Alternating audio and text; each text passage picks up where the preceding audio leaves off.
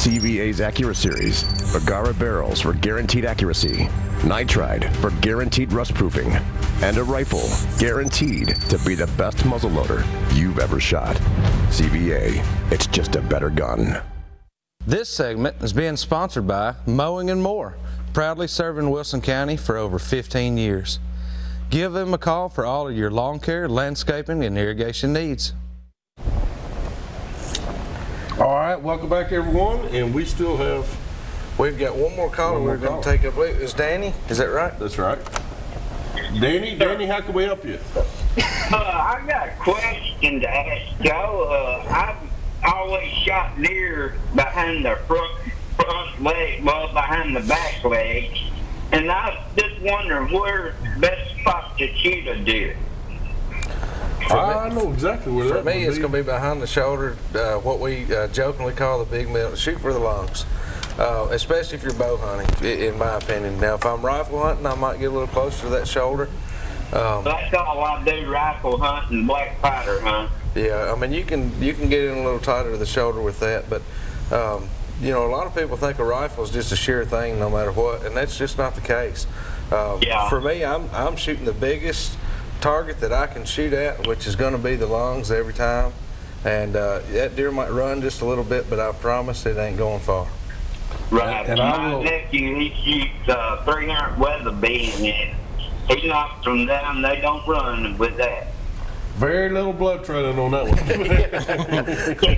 Sometimes it takes care of everything for you. Got an answer for y'all. I heard you talk about that creek up there behind that place. Well, I forgot. Hunter Marine. That's Richland Creek, right behind Hunter Marine. That comes out. Richland Creek, where it's right behind Quick Creek there. That's the creek right that's Richland Creek. Goes all the way up to the river. Let's try not to tell everybody about Richland. That's one of my favorite places to go when I fish the Cumberland. So it's full of a big blue-tailed cat in there, and believe it or not, I fished in there. I fished with little red hot dogs that you'll cut up, put it on the line, and toss out there. You'll catch some good old bluegills. Oh yeah, and some big catfish. You might catch Hugh. Yeah, you might catch Hugh because I'm in there. I'm gonna eat a couple of hot dogs before I throw them in there. Thank you so much, Danny. Down there, see everybody come up in there. All right, well, thank you so much, Danny. We appreciate you. Thank you. All right, good night. And I'll tell you what, there's a lot of people. I mean, Cumberland River's full of fish. Yeah. Full of big, smallmouth, largemouth, but walleye. Just finding access points. Crappie. Sauger down below Jefferson Street, believe it or not. But like you said, you got to have that water's got to be moving, fishing around those silos. But if just finding the access point, them banks are steep for a man that ain't got a boat. And you know, we was talking earlier about rabbit hunting. We're losing habitat. We're losing areas to go.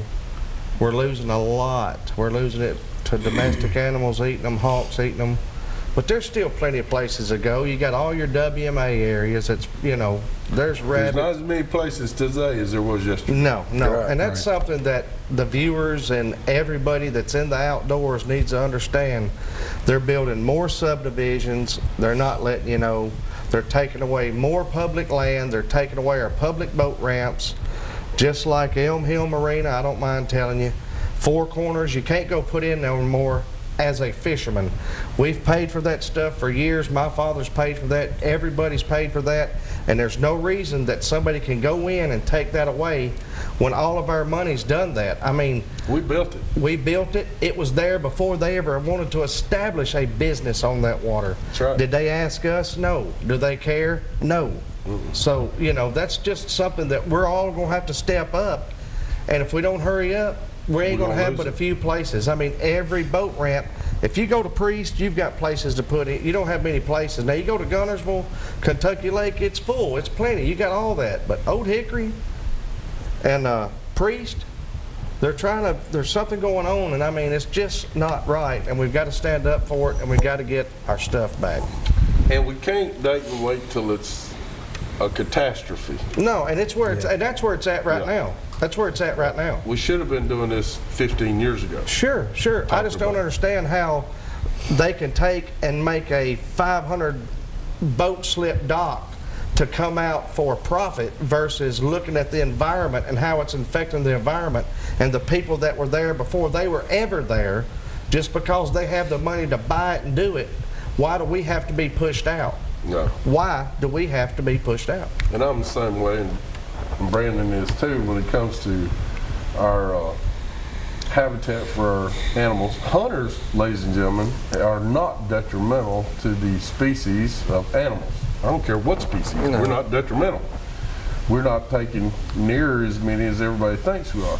As opposed to if you bought a house on a new piece of property or something like that, you're just as guilty as anybody of running animals out of their habitat. They're losing their environment, and that's happening everywhere. There is, everywhere you look, there's construction going on. Yeah. Well, what it kind of leads to also is it tells us that what we've got to do is we've got to, the habitat that's left, we've got to make it the most prosperous habitat we can for the wildlife. You know, with rabbits, with deer, you know, anything, but rabbit in particular, you know, we were talking kind of how the, you know, the numbers are down. Everybody knows quail numbers, you know, they're way down. And you know, that's habitat. And it's habitat loss, but not just, you know, it's not just shame on home building. There's so much more. Fescue grass and removal of fence rows. That's what's happened to a lot of this. But the key is we've got to focus on what we do have left available and make it the, you know, up the capacity, carrying capacity of those properties to their fullest potential. So that what they do have, they'll be able to thrive and prosper more on what, you know, on the habitat that is available. You got to understand, if you're a quail or a rabbit, you're getting eaten by everything. Yeah. I mean, everything. You know, and quail, or rabbit as well, but quail, they really rely on the natural habitat, the native grasses and things that are the warm season grasses. Yeah, your warm season switch grass, things like that, and fescue and you know, fescue and tractors. They just don't mix well with it. So. No. And fertilizer running off in the lakes. Yeah, the lakes, our lakes. So many things we have to watch out with that. The lakes are getting so polluted. Yeah. That they're not letting anybody know. They're not letting you know the information on how much is of this is going in the lake and that's going in the lake. Yep. Well, we appreciate it. We're going to have to take a break, and when we come back, we're going to have a short little calendar. So hurry back to more Southern Woods of Water.